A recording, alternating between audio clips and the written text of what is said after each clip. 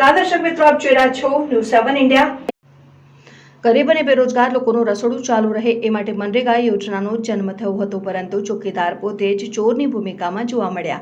રાજુ કરપડા મનરેગા કૌભાંડના આરોપીના પિતા અને રાજ્યકક્ષાના મંત્રી બચુ ખાબડના રાજીનામાની માંગ સાથે રજૂઆત કરવા જતા આપ નેતા રાજુ કરપડા સહિત ટીમની પોલીસે વઢવાણ લીંબડી રોડ ઉપરથી અટકાયત કરી, જેનો બાપ મંત્રી હોય તેના દીકરા વિરુદ્ધ ગુજરાતનો કયો અધિકારી સાચી તપાસ કરશે? રાજુ કરપડા આ કૌભાંડ માત્ર દાહોદ જિલ્લા પૂરતું સીમિત નથી। આ કૌભાંડ રાજવ્યાપી છે। બચુ ખાબડનું રાજીનામું લીધા પછી સાચી તપાસ થાય તો 1000 કરોડનું કૌભાંડ સામે આવી શકે તેમ છે। રાજુ કરપડા આદિવાસી બેલ્ટના દરેક જિલ્લામાં બચુ ખાબડના દીકરાઓએ પોતાના વહીવટદારો મૂકેલા હતા। રાજુ કરપડા આજે રાજ્યના હિતમાં શાંતિથી રજૂઆત કરવા જઈ રહેલા આપ નેતાઓ, જેમાં વિક્રમભાઈ દવે, કમલેશભાઈ કોટેચા, દીપકભાઈ ચિહલા, સતીશભાઈ ગમારા, અભિષેક દિલીપસિંહ, પ્રવીણસિંહ, રાજુભાઈ ચસ્સાપર, બકુલભાઈ સહિતની અટકાયત કરી લોકશાહીનો અવાજ દબાવવામાં આવ્યો।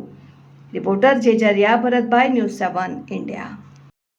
અને ગરીબોનું રસોડું બંધ ન થાય એના માટે થઈ અને મનરેગા યોજનાની શરૂઆત કરવામાં આવેલી। આજે મનરેગા યોજના જે પંચાયત વિભાગમાં આવે છે, જે પંચાયત વિભાગમાં મંત્રી તરીકે બચુભાઈ ખાબડ જવાબદારી નિભાવે છે, જેના પદ પર બચુભાઈ ખાબડ બેઠા છે, એના જ વિભાગમાં જે રાજ્ય સરકારની તિજોરીની ચાવી પંચાયત વિભાગમાં જેટલી પણ ગ્રાન્ટ છે, જેટલી પણ રકમ પડી છે, એની તિજોરીની ચાવી બચુભાઈ ખાબડને મંત્રી તરીકે આપવામાં આવી છે, ત્યારે બચુભાઈ ખાબડ પોતાના પરિવારના લોકોની મારફતે આ તિજોરી લૂંટાવી રહ્યા છે।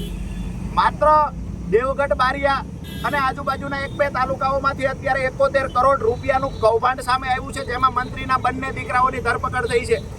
અમે માનીએ છીએ, જ્યાં સુધી અમને માહિતી મળી છે ત્યાં સુધી આદિવાસી પટ્ટાના તમામ તાલુકાઓની અંદર બચુભાઈ ખાબડના છોકરાઓના વહીવટદારો નિમેલા છે।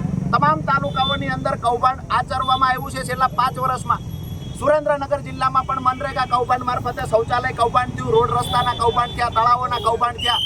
છેલ્લે પીપળાળીમાં 2 દિવસ પહેલા 12 આરોપીની ધરપકડ કરવામાં આવી। એટલે કે રાજ્યવ્યાપી આ કૌભાંડ છે। જ્યારે જો આની ચોક્કસથી તપાસ થાય તો હજારો કરોડ રૂપિયાનું આ કૌભાંડ બહાર આવી શકે એવું છે, પરંતુ તંત્ર દ્વારા આ કૌભાંડને છુપાવવા, ઢાંકવાના પ્રયત્ન થાય છે। બચુ ખાબડના બંને દીકરાઓ ઉપર આક્ષેપ છે કરોડો રૂપિયાના કૌભાંડનો, છતાંય હજી બચુ ખાબડનું રાજીનામું લેવામાં આવ્યું નથી।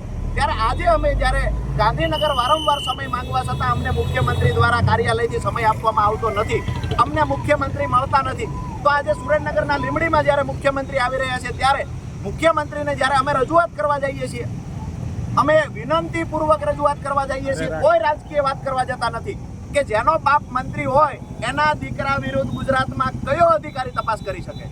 ચોક્કસથી તપાસ બિલકુલ ના થઈ શકે। એટલા માટે બચુ ખાબડનું પહેલા રાજીનામું લેવામાં આવે, ત્યારબાદ જે તાલુકાઓમાં મનરેગા યોજના અંતર્ગત કામ થયા છે એમાં રેન્ડમલી ક્રોસ ચેક કરી અને આ કૌભાંડને ઉજાગર કરવામાં આવે। જી।